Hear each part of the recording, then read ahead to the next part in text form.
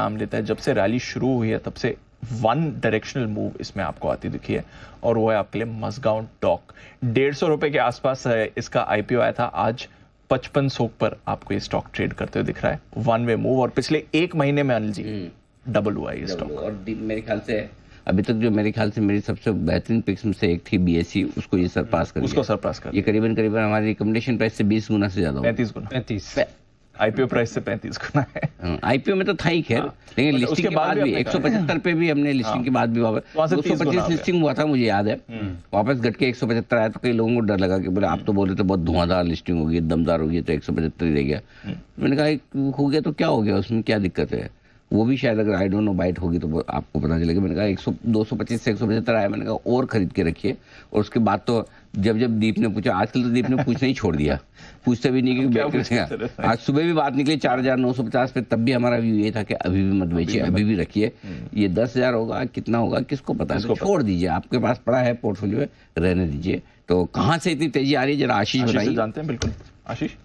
पहले तेजी बताता हूँ, एक बार 35 गुना इशू आया था, 145 का प्राइस था, 103 का लॉट था। अब आप ये समझ लीजिए कि 14,935 रुपए लगा के 15 मान लो, 15,000 धैर्य से आपकी बात सुनी होती तो वो बढ़कर 5.66 लाख हो गए, 5.5 लाख एक लॉट पे 15,000 रुपए, 15,000 का 5,66,000 और 15,000 का 15,000 निकाले तो 5,50,000 तो फिर भी बच जाते हैं, प्योर प्रॉफिट। 15,000 रुपए पे 5,50,000 का प्रॉफिट। सर दिक्कत की बात ये है, रिग्रेट इसके लिए है कि ऐसा नहीं है कि इशू के बाद भागता ही चला, आराम से मिला हर लेवल पे। जिस दिन लिस्ट हुआ उस दिन इसने लो बनाया था 171 रुपए 95 पैसे का, आप 175 बता ही रहे थे अभी। और उसके बाद 2 साल तो इसने निवेशकों का ऐसा पेशेंस टेस्ट किया कि चला ही नहीं, ना के बराबर चला, मूव नहीं आया। और उसके बाद जब इसने चलना शुरू किया तो सर इसने पलट के फिर कभी भी नहीं देखा। इनफैक्ट अभी आप बता रहे थे कि एक महीने में दुगना हो गया, पिछले 50 दिन में 2.6 टाइम्स, 2.5 गुने से ज्यादा की तेजी स्टॉक में आपको देखने को मिली। और लगातार अगर आप देखें तो स्टॉक में वन वे मूव है। अब मार्केट कैप जो है ना बढ़कर 1 लाख करोड़ के पार हो चुका है, और लगातार खबरों का फ्लो यहाँ पर देखने को मिल रहा है। जुलाई की शुरुआत में इसी महीने में हमने देखा था कि कंपनी को नवरत्न स्टेटस मिला था। इससे पहले 2006 में मिनी रत्न की इनके पास वो टैग था। लेकिन जो ऑर्डर बुक है कंपनी की बहुत मजबूत है, 38,561 करोड़ के आसपास की जो है ऑर्डर बुक है। और ये सब ट्रांसलेट हो रहा है कंपनी की टॉप लाइन से लेके बॉटम लाइन में, क्योंकि पिछले 3 साल में अगर आप देखें तो आय दुगनी हो गई है, मार्जिन 3 गुने हो गए हैं, और मुनाफा 4 गुना, एबिटा 6 गुना। इससे बेहतर ग्रोथ क्या ही हो सकती है।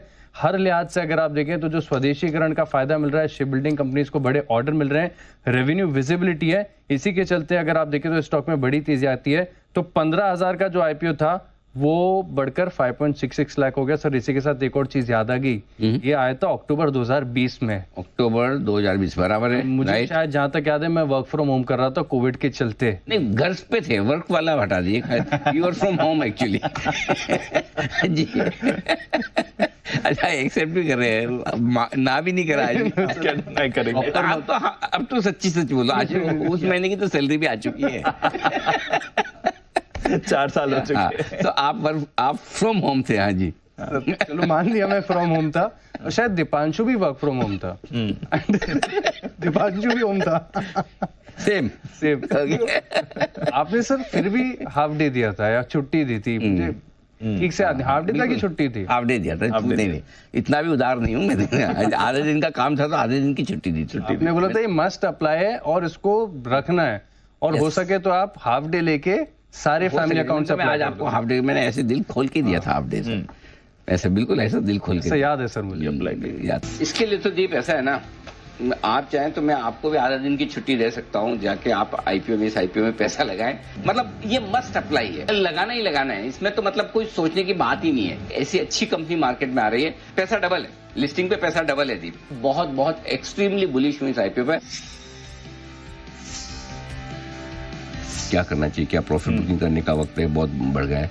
सो मेरा जवाब अभी भी ना है। हाँ, अभी भी होल्ड करना चाहिए। सो मेरा ये समझना अच्छे लेवल पे एंट्री हुई है, अब भी आपको पोर्टफोलियो में पड़े रहने देना चाहिए कि अभी भी क्लियर कट होल्ड है। ओके, बहुत क्लियर कट होल्ड है। हाथ मत लगाना, हाथ नहीं लगाना, सोचना भी मत बेचने का, देखना भी मत। ये तो पोर्टफोलियो में रहेगा ही रहेगा। बेचा बहुत पाप लगे, मैं बता रहा हूँ। ना आपको 800 में बेचना था, ना 1200 में, ना 1600 में, ना 2000 में। क्वालिटी स्टॉक आपके पास है तो हड़बड़ी में बेचना चाहते हैं। तो ये आपका अच्छा समय जब आपको बनाना है और बचाना है। एक ही चीज कहूंगा दीप यहाँ पे हो ये कि बेचने की हड़बड़ी और जल्दबाजी ना, ये सब कहानियां बड़ी है और मैं इसी लेवल पर हिंदुस्तान कर रहा है। मैं ये कहानियां 3-6 महीने की नहीं, 3-6 साल की है जी। और जो इन्वेस्टर्स को पैसे बनेंगे।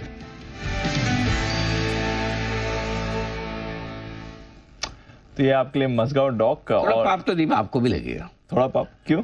आपको हाफ डे की छुट्टी लेनी है आपने। ऐसा थोड़ी जो लोग जल्दी भेज दे उन्हीं को पाप लगेगा। मुझे दे देते तो लगा लेता सब। अब देखो किस्मत की बात है। देखो इनको दी तो इन्होंने ली नहीं, आपको नहीं ऑफर हुई तो अब आपको लग रहा है। अच्छा उस समय लगता था।